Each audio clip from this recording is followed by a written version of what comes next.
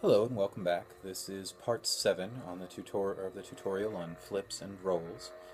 This tutorial I wanted to build a little bit on something I showed you in the last one. Last time I showed you, worked into the figure 8, the idea of the sort of karate chop. And you notice that more than hitting it, I'm sort of pushing it when it's already moving that way. Just to clarify that a little bit, it's kind of like if you're pushing somebody on a swing that's already moving. You wait until the swing is going the direction that you want to go, you run up behind it and apply more pressure. So this was the move from last time, and again, worked into a figure 8, it looked like this. Okay, so in that move, we're rolling it over the back of the hand and into the palm. It's making one full rotation of the hand. What I wanted to do this time was just add a little bit of complexity to that. So instead of making one full rotation of the hand, we had the palm up towards the pommel, and we made the rotation. This time we're going to make a rotation and a half by having the palm facing down.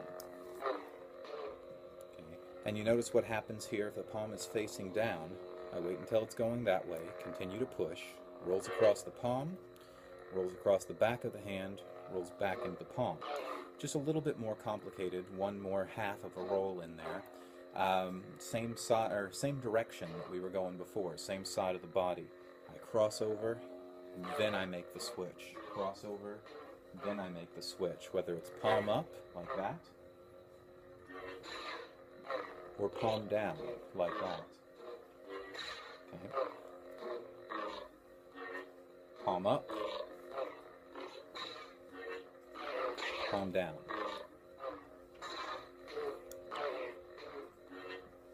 A little bit more complex, up and down. Alright, so basically the same move, cross, then switch, except by rotating the hand, we're making it make just a little bit more contact with the hand. If you can get used to this move, it's going to make the next few moves a lot easier. Just like the last, this works in reverse grip downward. Okay, it works in reverse grip downward. It works in reverse grip upward. There we go.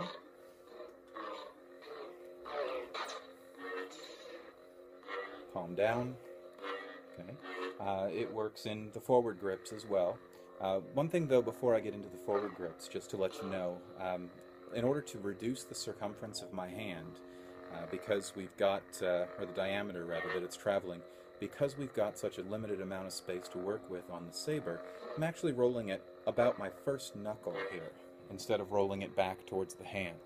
That's based on the premise that if I can catch it here, I can get it to my hand. So to decrease that diameter, we're rolling it towards, or a little bit closer towards the tip of the fingers when we go, or when we do the hands down.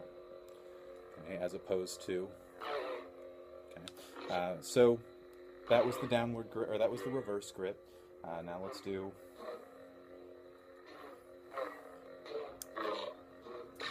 there we go. Okay, hand towards the pommel.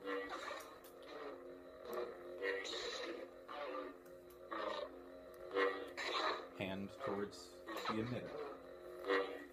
Just a little bit more rotation.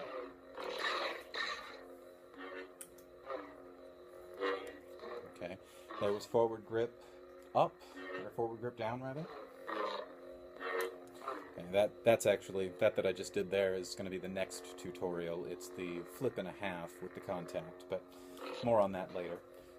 So,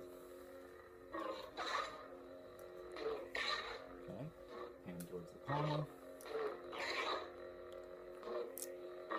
and the reverse. Hand towards the pommel version.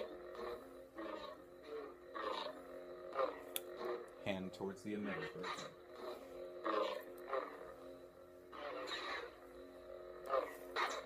Okay, now we're slowing it down there. Practice this and you can actually practice getting fluid at it. In the next tutorial, I'll show you the flip and a half and the reverse grip as it applies to the contact without using thumbs. Until then, practice this one, and I'll see you on the forums.